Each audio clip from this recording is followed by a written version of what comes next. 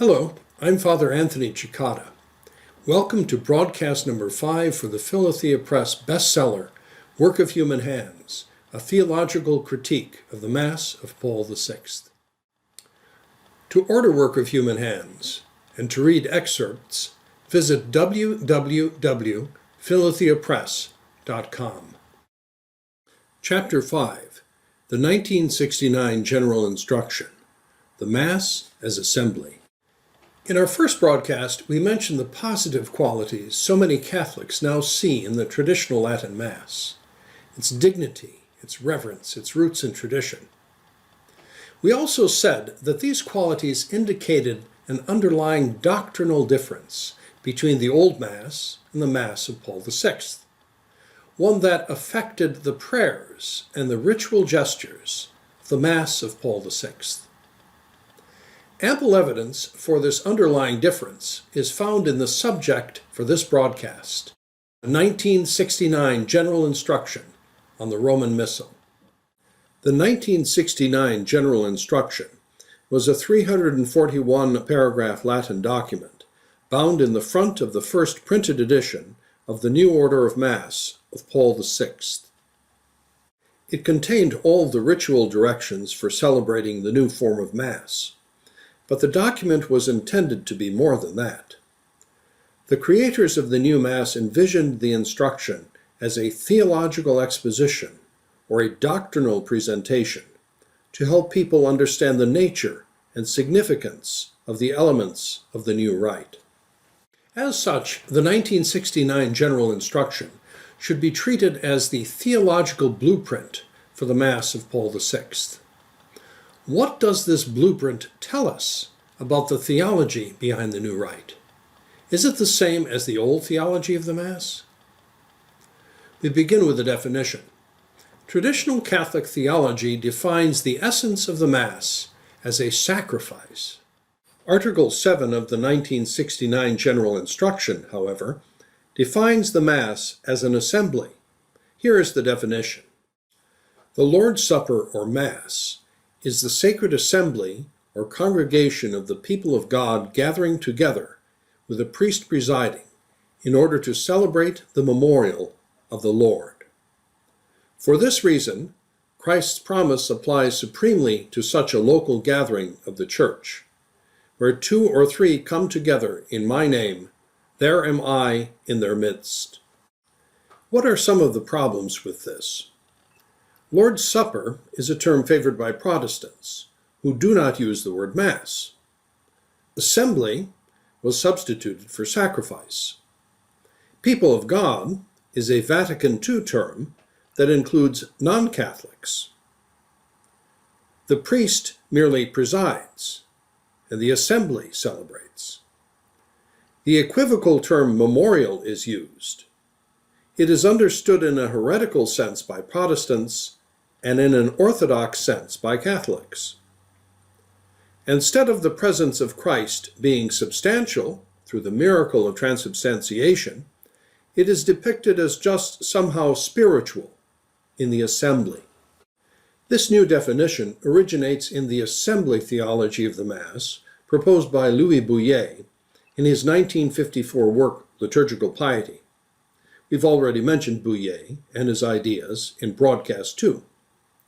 Where did Bouillet get this particular idea? In Liturgical Piety, he says he bases it on the Eucharistic teaching of Yngve Berlioth, a 1930s Swedish Lutheran and ecumenist. Bouillet's book is filled with praise for the theories Berlioth laid out in his own book, Eucharistic Faith and Practice, Evangelical and Catholic. So, It's no surprise to hear an ecumenist like Father J.M. Tiard praise the new definition of the Mass found in the 1969 General Instruction. He says that terms in the definition like Lord's Supper, people of God, and memorial were adopted in an explicitly ecumenical spirit and were the fruits of doctrinal convergence with non-Catholics. Nor is it surprising to read the critical comment that a conservative liturgist, Monsignor Klaus Gamber, made about the same passage. Almost any believing Protestant of whatever denomination would be able to assent to such a definition. Other ideas from the Bouillet-Brilioth ecumenical theology pop up throughout the 1969 General Instruction. For instance, the document speaks of various presences of Christ at Mass, in the assembled people, in the priest who presides, and in Scripture. All these presences now are supposedly real. Transubstantiation, however, the real presence of Christ at Mass, was not mentioned. The term is detested by modernists because it reflects traditional Thomistic theology, and by Protestants as repugnant to the plain words of Scripture. Chapter 5 of Work of Human Hands examines these and other elements of the assembly theology of the Mass presented in the 1969 General Instruction. In addition to these doctrinal questions, Chapter 5 also explains how the General Instruction deregulated large portions of the Mass. In the decree promulgating his new Mass, Paul VI says it provides for legitimate variations and adaptations. In practice, this meant that the official legislation for the new rite allowed priests or parish liturgy committees to select one text or rite from a number of options, to omit or adapt certain texts or rites, and in many cases to introduce or invent texts as they saw fit. This has always been a sore point for conservatives, and explains why a Catholic never knows what to expect when he walks into an unfamiliar church for Mass. Will the style be American suburban casual? High-toned aestheticism downtown with chunks of Latin? Newman Center feel-good? The rite of EWTN? Or even Mexican mariachi?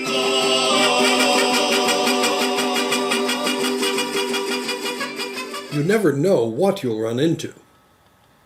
Even worse, deregulation leaves large chunks of the doctrinal content of the Mass up to individual priests and parish liturgy planners.